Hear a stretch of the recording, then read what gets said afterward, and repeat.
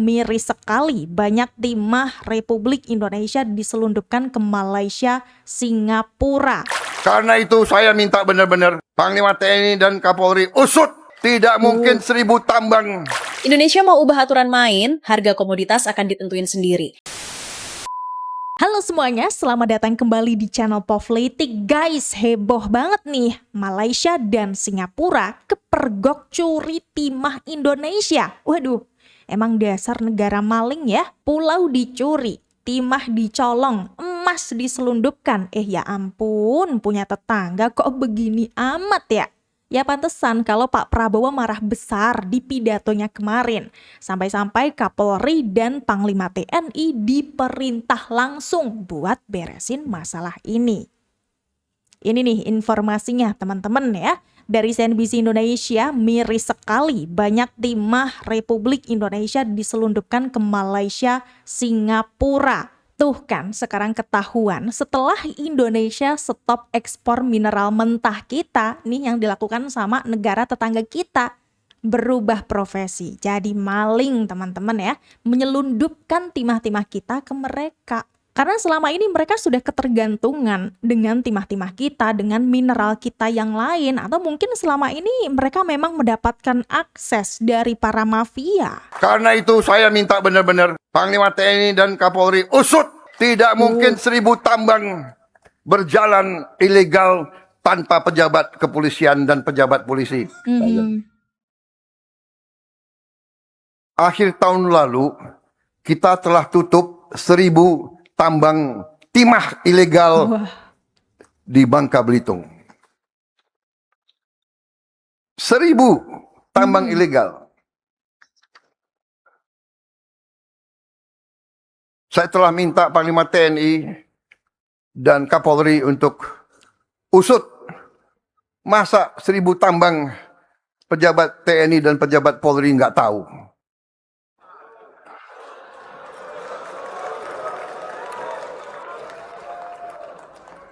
Kapolri dan Panglima TNI, ya, usut. Wah, ini nih respon dari Presiden kita Pak Prabowo teman-teman ya. Langsung memerintahkan kepada pentolan militer kita, kepada Kapolri dan juga Panglima TNI untuk mengusut para maling-maling sumber daya alam kita, timah-timah kita. Nggak hanya menutup 1000 tambang timah ilegal, tapi langsung menerjunkan pentolan militer kita. Berarti kan ini nggak main-main, ini dianggap bukan masalah yang remeh teman-teman. Gimana nih sekarang kalau menurut kalian ya, apakah Pak Prabowo jangan hanya menutup tambang timah ilegal aja, kalau perlu ditutup itu negara tetangga kita, Malaysia sama Singapura? Gimana teman-teman kalau menurut kalian? Indonesia adalah eksportir timah terbesar di dunia, dengan posisi produksi timah terbesar kedua setelah China. Wow. Kita punya cadangan timah terbesar kedua di dunia, yaitu sekitar 1,4 juta ton. Setiap tahun kita mengekspor puluhan ribu ton ke pasar global. Dengan nilai ekspor di tahun 2025 diproyeksi sampai dengan 1,16 miliar dolar. Itu hampir sepertiga dari seluruh ekspor timah dunia. Yang lebih menarik adalah ketika produksi kita sempat turun, pasar London Metal Exchange atau LME itu langsung bereaksi. Harga timah dunia bergerak karena dunia tahu kalau Indonesia batuk, posisi global timah terganggu karena khawatir akan defisit supply untuk kebutuhan teknologi mereka. Itu suatu hal yang sangat strategis buat posisi Indonesia. Ke depan, posisi ini harus semakin kuat di saat dunia sedang bergerak ke arah energi bersih, EV, panel surya, dan semikonduktor juga AI. Semua itu butuh timah dan butuh lebih banyak. Permintaan global semakin naik terus, sementara cadangan timah dunia semakin menipis. Indonesia ada di posisi yang sangat tepat. Karena kita bukan hanya kaya sumber daya, kita punya aset yang dunia butuhkan. Betul. Pembangun masa depannya. Pertanyaannya, mungkin nggak sebenarnya Indonesia bisa jadi price maker timah dunia? Wah, bisa dong. Jika satu pulau kecil Indonesia ini hilang, seluruh pabrik teknologi di bumi bakal langsung gulung tikar. Wow. Bukan Jawa atau Sumatera, pun bukan Papua, melainkan pulau kecil bernama Pulau Bangka yang berada di sisi timur Sumatera. Ini alasannya. Mari kita bedah datanya secara rasional, Sobat Raffles. Indonesia adalah produsen timah terbesar nomor 2 di dunia. Dan luar biasanya, hampir 95% timah kita berasal dari perut bumi Bangka Belitung. Wow. Secara global, pulau ini memasok hampir 20% kebutuhan timah murni dunia. Wow. Artinya, 1 dari setiap 5 gadget di bumi, mulai dari HP yang lagi kalian pegang, Yes. laptop, sampai sirkuit mobil listrik, komponennya tersambung berkat timah dari Bangka. Pulau kecil ini menopang kemajuan teknologi dunia. Wah, ini nih faktanya teman-teman ya, Indonesia adalah pemilik cadangan timah terbesar di dunia. Bahkan timah Indonesia ini menyuplai 20% produsen-produsen teknologi masa depan. Seperti handphone yang kalian pegang, komputer-komputer, terus juga kendaraan listrik. Bayangin kalau Indonesia nggak ada, apa kabar itu perusahaan-perusahaan bisa-bisa ambruk. Nah, tahu kayak begini nih, makanya dimaling sama Malaysia dan Singapura, teman-teman. Indonesia mau ubah aturan main, harga komoditas akan ditentuin sendiri. Nggak kebayang sih kalau harga komoditas kita ditentuin dari luar negeri. Jadi, mulai 2027, Indonesia ditargetin punya bursa mineral dan komoditas strategis sendiri. Menko Airlangga bilang, ini bertujuan agar kita punya harga referensi sendiri. Termasuk pendirian bursa komoditas mineral, Indonesia mempunyai harga sendiri sebagai reference price. Jadi nggak melulu harus ikut harga yang ditentukan pasar luar negeri. Iya. Padahal kita punya komoditas kelas dunia. Sawit, nikel, timah, batu bara, kopi sampai karet. Ironisnya, selama ini harga banyak mengacu pada pasar internasional. Nah, kalau bursa mineral ini terrealisasi, ada 3 keuntungan besar. Pertama, Indonesia punya kendali lebih besar atas harga komoditas. Yes. Kedua, penerimaan negara dari pajak, bea keluar, dan PNBP bisa lebih optimal. Ketiga, posisi Indonesia dalam perdagangan global makin kuat. Targetnya, bursa ini mulai beroperasi 1 Januari 2027. Kalau kita memang produsen besar, masa harga komoditas sendiri terus ditentukan orang lain? Sekarang, saatnya Indonesia punya referensi harga sendiri dan berdaulat atas kekayaan komoditasnya. Indonesia Wow, tidak hanya membereskan masalah-masalah penyelundupan ya, tidak hanya menutup tambang-tambang ilegal, tapi pemerintah Indonesia ini juga membentuk yang namanya bursa mineral sendiri dan akan dimulai di tahun 2027 mendatang. Ini nih yang bikin Singapura, Malaysia atau negara-negara lain jadi keringet dingin, jadi ketar-ketir. Mereka jadi nggak punya kesempatan lagi untuk kibul-kibulin Indonesia karena kita punya barangnya sangat melimpah, kita bisa mengendalikan, kita bisa memanen manfaatnya untuk menambah perekonomian kita dan posisi Indonesia menjadi semakin diperhitungkan dunia. Bea Cukai Soekarno-Hatta menggagalkan 2 upaya penyeludupan emas senilai sekitar 63 miliar dalam waktu kurang dari 24 jam. Dan yang bikin kasus ini menjadi perhatian, Bea Cukai Soekarno-Hatta menggagalkan 2 upaya penyeludupan emas senilai sekitar 63 miliar dalam waktu kurang dari 24 jam. Parah. Dan yang bikin kasus ini menjadi perhatian, 2 aksi tersebut menggunakan modus yang berbeda. Penindakan pertama terjadi ketika petugas mencurigai sejumlah penumpang WNA asal Cina di Terminal 3 Bandara Soekarno-Hatta yang hendak terbang menuju Hong Kong. Awalnya, petugas menemukan emas berbentuk silinder atau menyerupai telur di dalam tas hand carry.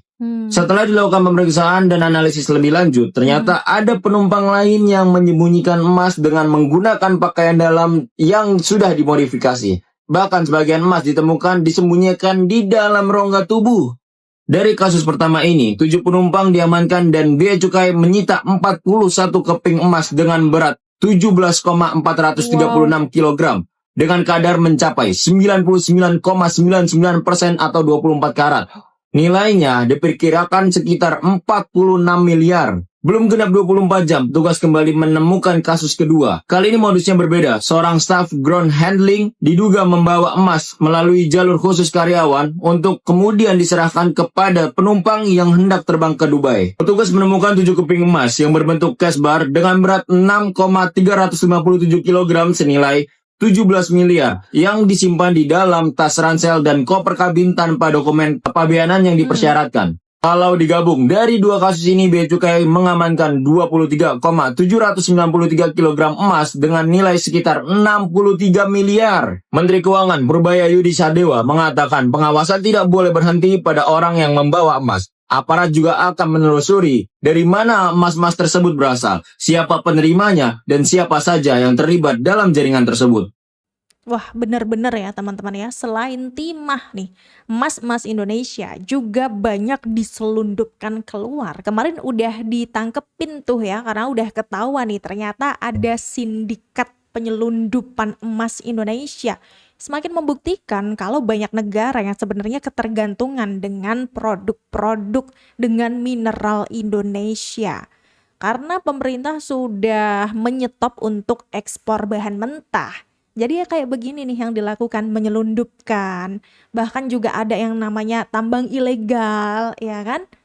Parah bener. Negara Singapura itu bisa jadi salah satu perantara kalian untuk bisa nikmatin cuan dari investasi emas tanpa perlu kena pajak progresif 5-35%. Lu kok bisa kok? Nah ini dia teman-teman ya. Jadi buat kalian yang belum tahu, ini triknya orang kaya ya. Seperti yang kita tahu, emas itu kan sedang tinggi-tingginya nih harga. Dan diprediksi akan semakin tinggi di era gejolak ekonomi dunia. Nah mereka orang kaya supaya nggak perlu bayar pajak besar di Indonesia, mereka biasanya mendirikan satu perusahaan di Singapura yang sifatnya adalah perusahaan investasi dan mereka beli emasnya di Singapura. Kemudian pada saat sudah naik mereka jual di Singapura, tidak dikenal yang namanya capital gain tax, tidak ada yang namanya pajak atas selisih keuntungan penjualan emas. Kemudian nanti perusahaan yang di Singapura bagi dividen ke orang yang ada di Indonesia. Nah, tinggal dinikmatin dividennya. Loh kok tapi dividen luar negeri kan kena 5-35% juga. Nah, nanti pada saat sudah ditarik mereka melakukan reinvestasi selama 3 tahun. Jadi selisih keuntungan penjualan emas yang mereka dapat, kemudian mereka investasikan lagi ke instrumen lain. Mereka gulung terus, tambah lama tambah kaya, tetap nikmatin cuannya emas tanpa perlu bayar pajak. Waduh. Itu caranya orang kaya. Mantap. Parah bener memang negara tetangga kita yang antek Mamarika itu teman-teman ya. Mereka nggak cuma mendapatkan keuntungan dari penyelundupan timah, penyelundupan emas, tapi mereka ternyata menjadi jalur gelap buat dagang emas para mafia yang mau menghindari pajak. Wah, menjadi tempat yang aman gitu biar apa ya, perdagangan mereka ini tidak terlacak dan tidak lagi membayar pajak ke Indonesia. Parah. Sampai kapan nih ya Singapura lagi akan kayak begini ke negara kita, ke Indonesia teman-teman. Coba deh dengerin pidato Presiden Pak Prabowo di DPR hari ini. Bank emas kita di Pegadaian dan di Bank Syariah Indonesia sudah mengelola 153 ton emas. Udah denger kan? 153 ton emas cuma dalam 1 tahun.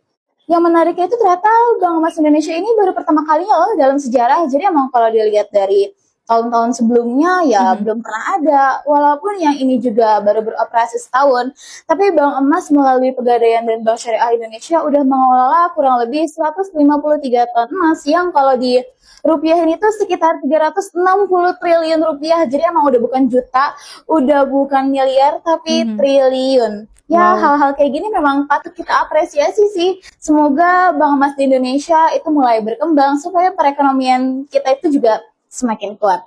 Ini nih teman-teman ya, data emas-emas Indonesia yang sudah ditertibkan di Bank Emas. Ada 153 ton emas nih yang sudah tersimpan di sana. Nilainya ini 360 triliun rupiah dan dari sini juga jadi ketahuan trik-trik para mafia itu maling emas-emas kita. Ini nih salah satu tujuannya ya kan, tidak hanya menyelamatkan rupiah kita nih dari emas-emas kita, tapi juga jadi tahu nih ngebongkar bagaimana cara licik negara-negara tetangga itu yang suka maling mineral kita, yang suka maling kekayaan alam kita. Gimana nih kalau kalian, apakah hal-hal seperti ini masih mau dihujat juga, mau diketawain juga, atau justru mau kalian dukung? Operasionalisasi bullion bank di Indonesia bukan sekedar tempat penyimpanan, melainkan manuver strategis untuk mengonversi emas menjadi likuiditas sistem keuangan formal. Dengan akumulasi 153 ton emas senilai 359 triliun rupiah, Indonesia kini memperkuat posisi sebagai pemegang cadangan emas terbesar ke-6 di dunia. Langkah ini berfungsi sebagai tameng moneter dan instrumen de-dollarisasi untuk menjaga stabilitas rupiah di tengah volatilitas global. Mari cermati bagaimana kebijakan ini memengaruhi posisi tawar ekonomi Indonesia dalam jangka panjang. Efeknya nih ya, kita menjadi pemegang cadangan emas terbesar ke-6 dunia, teman-teman. Ke-6 loh, ke-6 dari seluruh dunia ini. Berarti kan ya bagus banget gitu. Apalagi nih manfaat dari kita memiliki bank emas juga sangat luar biasa sekali untuk perekonomian Indonesia. Ya makanya para maling jadi pada ngiler, ngincer kekayaan alam kita ya. Sebenarnya ini sudah bukan hal yang baru sih teman-teman ya.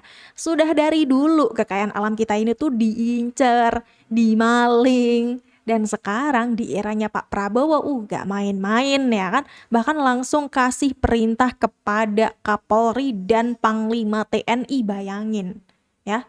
Berarti kan memang kasus ini bukan yang main-main. Gak kaleng-kaleng, gak bisa diremehin. Udah antar negara bos. Diselundupkan sampai ke Dubai, di TV Barisskrim Polri bongkar jaringan penambangan emas ilegal sesuai arahan, menindaklanjuti instruksi tegas Presiden Prabowo Subianto kepada Kapolri untuk memperkuat penegakan hukum terhadap tambang ilegal. Di TV Barisskrim Polri sukses membongkar sindikat penyelundupan emas lintas negara yang beroperasi hingga ke Dubai. Operasi terukur ini membongkar mata rantai kejahatan dari hulu ke hilir. Dipimpin langsung oleh Dirti Peter Barisskrim Polri Brigjen Pol Muhammad Irhamni, tim bergerak cepat menggerebek 2 unit apartemen di kawasan Sunter, Jakarta Utara, yang dialihfungsikan sebagai tempat penyimpanan serta pengolahan emas ilegal. Skala kejahatan ini sangat masif dan berdampak besar bagi perekonomian nasional. 2 warga negara asing asal India berinisial S dan AJ diringkus bersama barang bukti berupa 2,5 kg emas batangan dan cincin, 18 kg residu pengolahan emas, uang tunai, hingga dokumen ekspor ilegal. Berdasarkan penyelidikan, sindikat yang telah beroperasi selama 2 bulan ini mampu menyelundupkan hingga 30 kg emas setiap harinya. Jika dikalkulasikan, potensi kerugian negara dari satu kelompok ini saja mencapai 2,6 triliun rupiah setiap bulan, atau menembus angka fantastis 30 triliun rupiah dalam 1 tahun. Langkah progresif dan berani ini membuktikan kehadiran negara yang sigap melindungi aset kekayaan bumi pertiwi. Dengan sinergi yang kuat, penegakan hukum yang presisi dari Barisskrim Polri menjadi garda terdepan dalam menjaga kestabilan ekonomi bangsa dan memastikan kekayaan Indonesia benar-benar berdaulat untuk kesejahteraan rakyat. Mari dukung terus langkah tegas Polri dalam membersihkan kejahatan sumber daya alam. Tulis pendapatmu di kolom komentar.